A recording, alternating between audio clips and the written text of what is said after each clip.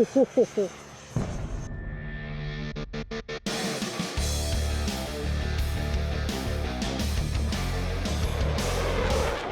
pilots and welcome to MotionRC.com. I'm your product specialist Wesley, and today is an exciting day because as you see in front of me, the all-new SR-71 Blackbird from Freewing is officially here. Now customers, if you're looking at getting one of these, I have to mention one of the coolest features right out of the box of any EDF that I've ever seen, but I have to tell you about the working drag chute right out of the box. Now, when you come into land and you hit the button, you're gonna see this beautiful orange chute pop out, and it really does slow this model down. So wait until the end of this video to see it, but for now, let's get it out to the field and let's take this up for a flight.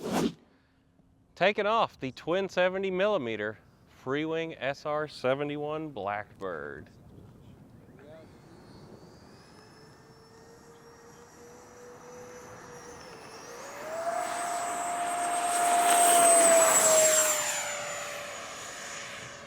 Gear up.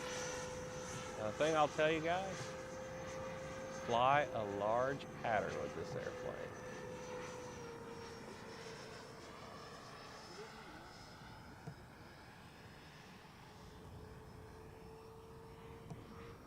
You want to keep your speed up in the turns. That's half throttle, just to show you it doesn't have to be ripped the entire time. We're flying at about a 10-mile-an-hour direct crosswind today. And the aircraft is handling it fine.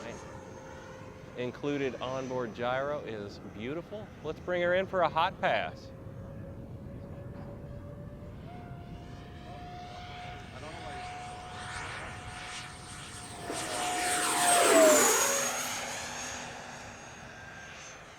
Once again, keep our turn nice and big.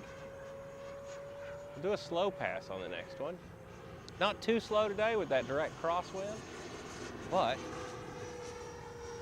show you how it slows down really beautifully. Pull the power back to about a quarter. Power is off now. Establishing sync rate. There comes the nose up. Start adding the power back in.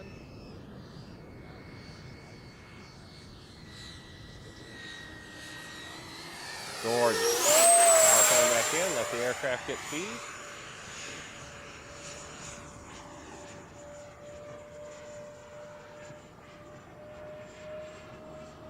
Let's get another hot pass right down the pipe. Center line of the runway.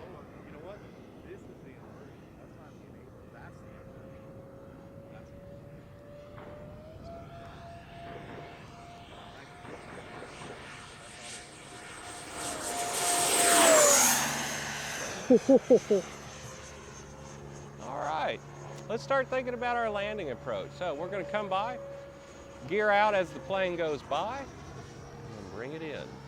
Timer hasn't quite gone off yet, but it's always good to give yourself a little extra time on this model in case you need a go around. There's our timer. Gear coming out now.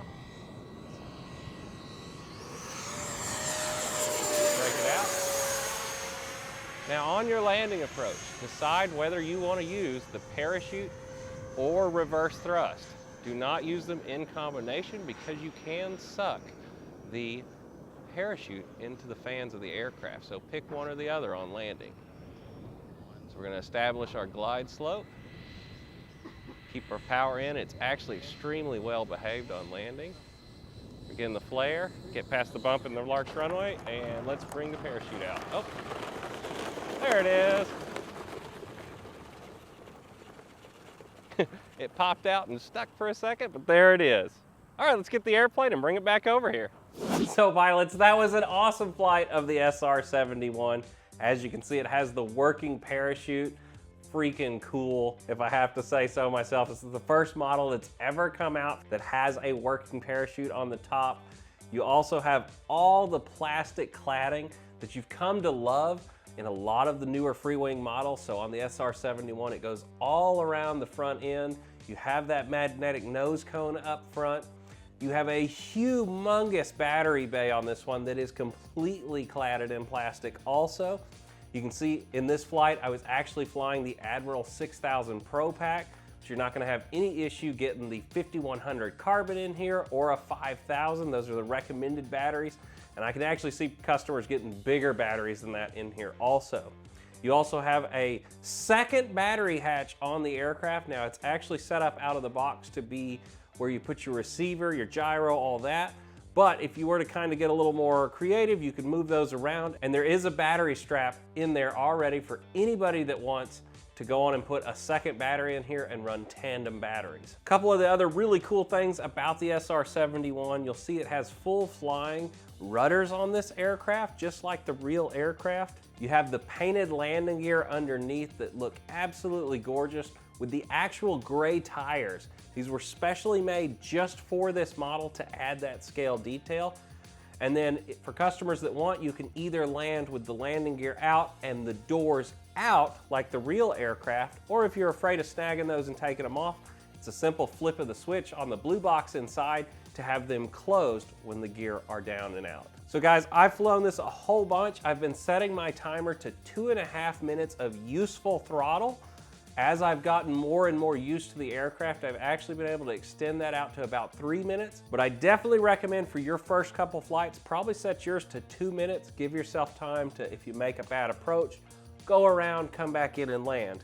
Now, for that flight exactly, like I said, I had it on that 2.5 minute timer, landed after it went off. We came down at 41% or 3.825 a cell, which is a very respectable time considering you have two 70mm EDFs in this thing pushing it around. Well guys, if you want even more detail on this aircraft, I'm gonna have a separate video that's gonna be coming out very soon that is the full overview of this, and we're gonna go into every single detail about this aircraft you could want. If you're curious about how the aircraft goes together, we also have an assembly video right now available. Just go over to the product page and you will be able to find all the video information of this aircraft. Well guys, remember, as always, whether it's air, land, or sea, you can get it right here at Motion RC. And until the next time, I'll see you in the next video, guys. Bye.